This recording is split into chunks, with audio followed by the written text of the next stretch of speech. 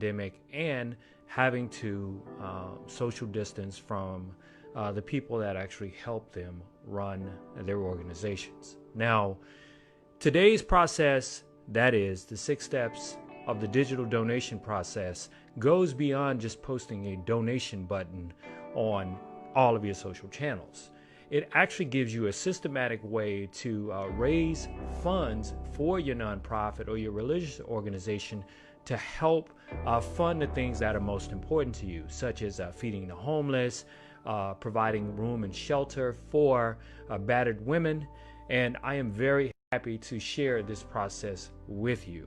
Now, this process is something that I've created myself, and I've actually taught it on the collegiate level. It has been proven to work.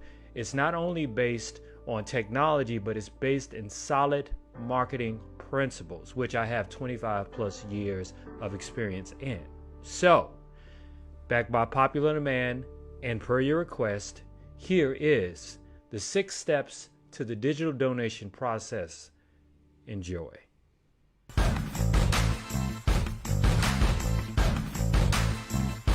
The digital donation process is a step-by-step process.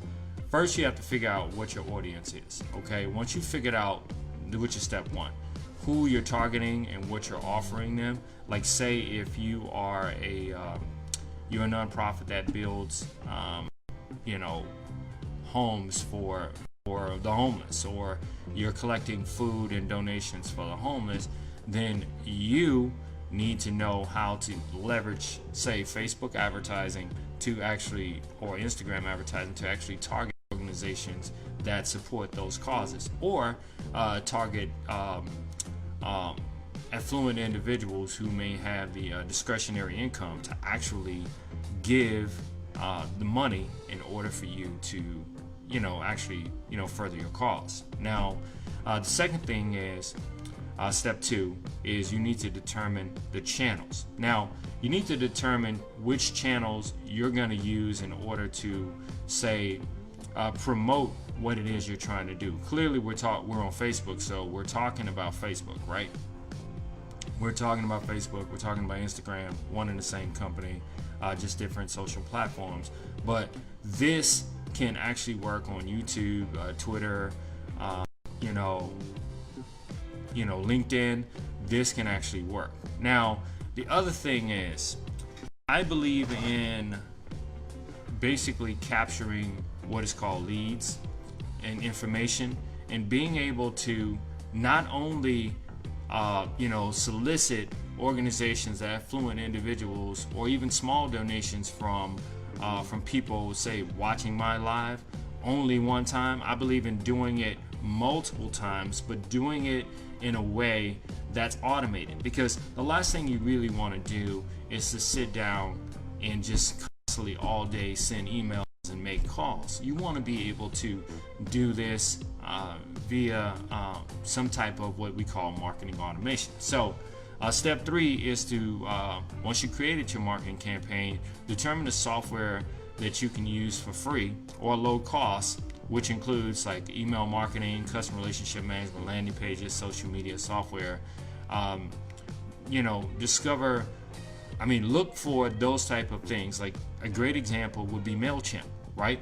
Like, say once you've created a newsletter, like say if you've gone online and you start soliciting people to to support your cause, church, nonprofit, and you ask them to go to this specific website and they put their email address in. Now that you've captured their information, now it's time for you to use software to move to step 4, which is to automate the process in which you're constantly soliciting donations from them. So step 1 is targeting the right people with your offer, organizations and affluent people, or small donations. Step 2 is to determine the channels in which you're going to use, which social channels. Again, we're talking about Facebook, Instagram, Twitter.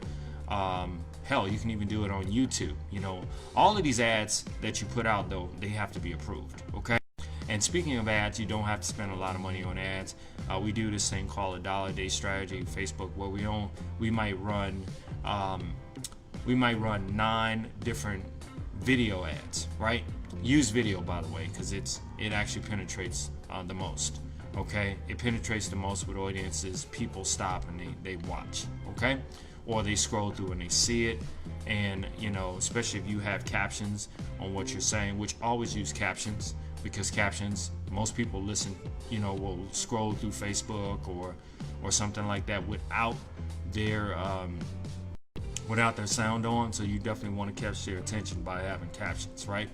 So once you've determined the channels, which are social channels, you need to determine the software in which you're going to start automating that. Email marketing software, of course, you can use MailChimp for customer relationship management, which, by the way, CRM is customer relationship management software.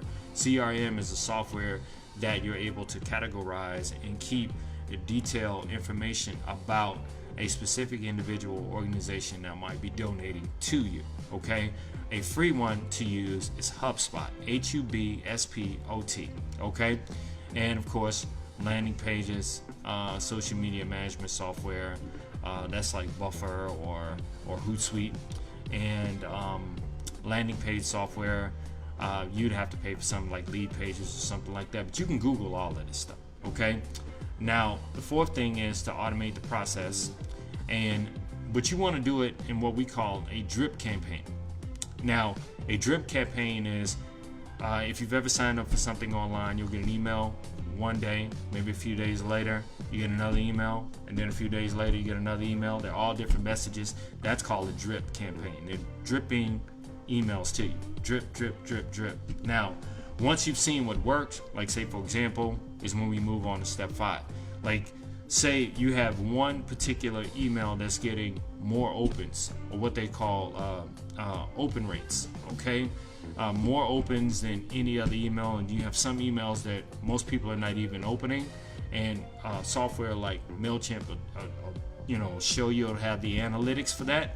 Then whatever's not working, get rid of it and try something else. That's what you call optimizing. In other words, if you find that more potential affluent people and organizations and small donations are coming in from this one particular email that you created, but other people are not opening this second or third or even fourth email that you're sending, then you need to get rid of the ones that don't work and redo those, because it's always about testing, okay? Testing what works versus what doesn't, and getting rid of what does not work, okay? And then, of course, that's what we call optimizing. And then last, rinse and repeat. Okay, I know you've heard that. Rinse and repeat means go through all the steps again. And you constantly do it. And you do it for one person after another person after another person after another person after another organization after another organization. And of course, some of the free resources that I recommend are, like I said, HubSpot for CRM, customer relationship management software. It's free. For email marketing, MailChimp, it's either free or low cost depending on how many emails you're sending and how many contacts you have. And landing pages, you have Lead Pages, you have some other software out there. Now, you might say, and I should have mentioned this before, what is a landing page? Well, a landing page is a one-page website that basically where you can present your offer.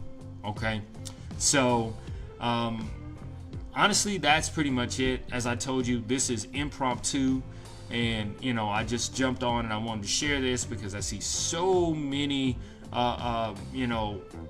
people online promoting their nonprofits, promoting churches, giving a good word, and there's a better way to do it, and there's a process and by which that we've known that has worked for people that we've taught it to. I hope you enjoyed today's episode. Be sure to check out the Startup Junkie live show on Apple, iTunes, Spotify, TuneIn, as well as iHeart Media. Right now, you can go and download it. Also, be sure to follow me on this social channel, as well as subscribe to my YouTube channel. The link is in the description below, as well as, please, if you know an organization that this information can help, please share. Take care. Until tomorrow.